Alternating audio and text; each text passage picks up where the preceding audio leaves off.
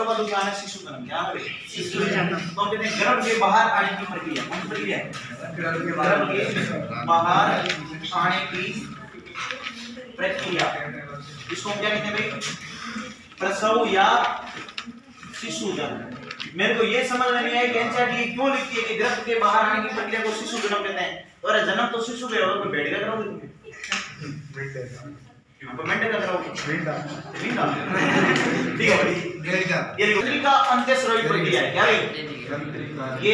जटिल तंत्रिका अंत्यस्रावी प्रक्रिया, यानी हम कह सकते हैं कि ये जटिल तंत्रिका अंत्यस्रावी प्रक्रिया, यानी आप कह सकते हैं कि न्यूरो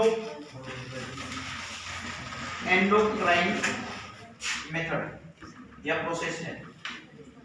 ठीक है, इसके अंदर हम कहते हैं कि तंत्रिका का तो भाग ही, क्योंकि तंत्रिका क्या दे रही है? हम कह रहे हैं हमारी हाइपोथैलेमस को, हमारे नहीं जो मदर जो प्रेग्नेंट है, ठीक है, उसके हम कह रहे हैं कि हाइपोथैलेमस को मैसेज भेजिए।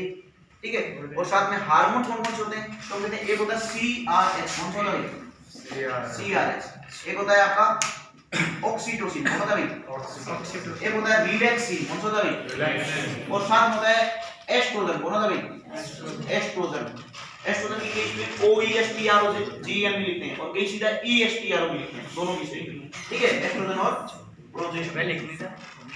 ठीक है, जो प्रसव है इसके अंदर जो मुख्य भूमिका होती है वो है एस्ट्रोजन। एक बार को हम बात प्रसव के अंदर जो मुख्य भूमिका होती है एस्ट्रोजन और प्रोजेस्टेरोन की। इसके एस्ट्रोजन जैसी प्रोजेस्टेरोन की लेवल है और एस्ट्रोजन का लेवल है बढ़ेगा तो हम गर्भाशय के अंदर संकुचन कराएंगे। ये संकुचन जाएंगे किसके पास में? हमारे हाइपोथैलेमस। इन संकुचनों को हम क्या बोलते हैं? क्या बोलते हैं? Fetal injection reflex. क्या बोलते हैं?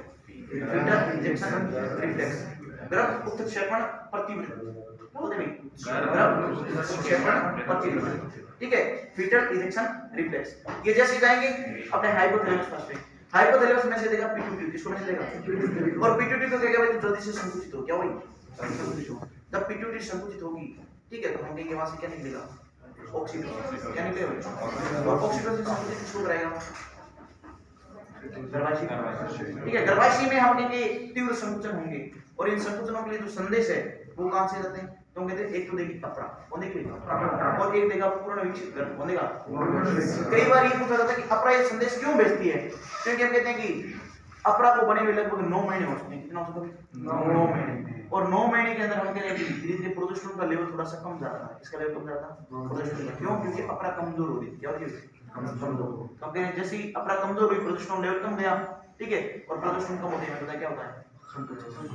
ठीक है, अगर हम इस डिलीवरी की बात करें तो डिलीवरी टाइम हम कहते हैं जैसे ये है,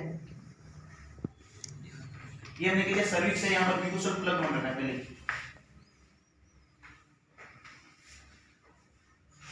यहां पर हमने कहा म्यूकोसल प्लग होना है, बड़ा एक था प्रोजेस्टेरोन। ये बच्चा यहां पर किस तरीके से फंसा होता है? यहां पर बच्चे का सिर है इस तरीके, और ये जो संकुचन है ऊपर से नीचे की तरफ आता है। ठीक है, ऊपर से नीचे की तरफ आएंगे तो आप लोगों ने मूवियों में देखा होगा, ओरिजिनल दांत देखो। ठीक है, मूवियों में आपने देखा होगा बच्चे का सबसे पहले सिर बाहर होता है। लेकिन आपने 3 इडियट्स में 3 इडियट के अंदर वहां पर आपने देखा कि बच्चे का सिर को पकड़ के बाहर खींचा जाता है। जनरली अगर सिर नॉर्मली आ जाता है, ठीक है, लेकिन कई बार क्या होता है नहीं आता है, तो एक वैक्यूम पंप होता है, उस वैक्यूम पंप को बच्चे के हेड में लगाया जाता है और उसके थ्रू बाहर खींच लिया जाता है। ठीक है, कई बार बच्चा उलझ भी जाता है, उसके लिए आपने मूवी देखी होगी रोबोट। ठीक है, रोबोट के अंदर क्या होता है? आप लोगों ने पूरा उसके अंदर अल्ट्रा जो सोनोग्राफी होती है उसके थ्रू आपने देखा है कि बच्चे का जन्म कैसे हो रहा है। पहले आंतों में फंसा है तो वो आंतों को एकदम सही करता है, सही करके, और ये जो प्यूबिक सिम्पाइसिस है उसको हम कहते हैं धीरे से किनारे खिसक करता है। और हम कहते हैं जैसे ही प्यूबिक सिम्पाइसिस खिसकेगा तो सर्विक्स को भी फैलने के लिए विस्तार मिल गया। और अगर सर्विक्स 10 सेंटीमीटर फैल जाएगी, कितनी फैल जाएगी? 10 सेंटीमीटर, तो कहीं बच्चा बाहर आएगा। अब बाहर आते क्या होगा? सबसे पहले उसकी नाभि रज्जु को काटा जाएगा। इसको काटा जाएगा नाभि रज्जु, इसको बोलते हैं नाड़ा। क्या बोलते हैं? आप इधर क्या बोलते हैं? नहीं पता, हमारे इधर नाड़े। ठीक है, और माना जाता है कि सबसे पहले मामा काटता है। कौन काटता है? मामे के द्वारा काटा जाता है।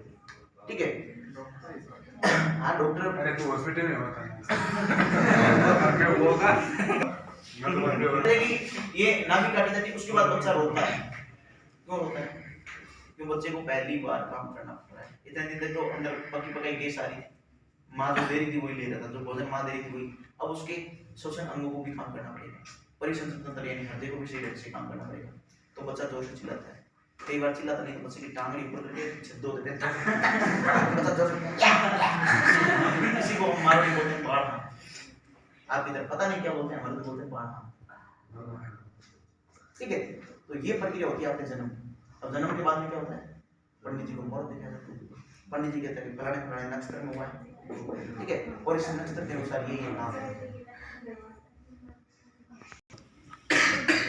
तो पंडित जी देख के बताते हैं ये राशि है, आज जन्मा है तो ये राशि है, ये इसका पाया है। ठीक है, जन्म के अंदर पाया भी एक महत्वपूर्ण होता है, जैसे सोने का पाया, लो का पाया। ये माना जाता है जो बच्चा सोने के पाए में जन्मता है वो माँ बाप पर थोड़ा भारी होता है, ठीक है, और लो के पाए वाला सबसे बढ़िया होता है। ठीक है, और हमारे तो ये भी होता है कि अगर मान लो कोई सोने के पाए में पैदा हुआ है, ठीक है, तो उसका नामकरण कम से कम 21 या 29 दिनों का होगा। लो के पाए वालों को 7 दिन से नामकरण हो जाता है, सोने के पाए वालों का नामकरण होता है 21 या 29 दिन तक। और उस टाइम तक महिला घर से बाहर नहीं निकलती, सूर्य का दर्शन नहीं करती, सूर्य का दर्शन करना पति के दर्शन करने के समान है। ठीक है, और इसीलिए कई जगह नामकरण को बोलते हैं सूर्य पूजन। क्या बोलते हैं, सूर्य पूजन। ठीक है, बाहर ये कहते हैं सूरज पूजा रहा है। ठीक है, तो तब तक। और आज की महिलाएं क्या है, जब बेबी की बर्थ हो रही है ना, उस वक्त भी हाथ पकड़े बैठे, पुश पुश बेबी पुश। आज की तो ये जनरेशन है भाई, जब प्रेगनेंसी हो रही है ना और जब डिलीवरी हो रही है उस टाइम बोल रहे हैं मेरा मन नहीं लग रहा, प्लीज आ जाओ आप, प्लीज आ जाओ ना, वो आएगा, हाँ बेबी मैं आ गया, हाँ बेबी मैं आ गया, वो उसी पे हाथ फेरता रहता है। ठीक है, आज की तारीख का जमाना ये है, जब बच्चा जन्म जाता है ना, बच्चा जन्म जाता है उसके बाद में छोरा जो खुद तो उस पैदा होने वाले बच्चे का बाप है, वो सबके सामने कहता है पापा देख मेरे बेटे, पापा देख मेरे बेटे। और पुराने टाइम में ऐसा हो करता था कि मेरे को ही नहीं याद है कि मेरे को मेरे पापा ने कभी खिलाया हो, मेरे को नहीं याद है। मेरे को चाचा ने, दादा ने, मेरे पापा की शादी से पहले एक्सपायर हो गए थे, दादी ने, बुआ ने, सबने खिलाया। मेरे को आज तक ये याद नहीं कि मेरे को मेरे पापा ने खिलाया। हालांकि मेरे जो ताऊ जी के पोते वगैरह उनको बहुत खिलाते हैं। ठीक है,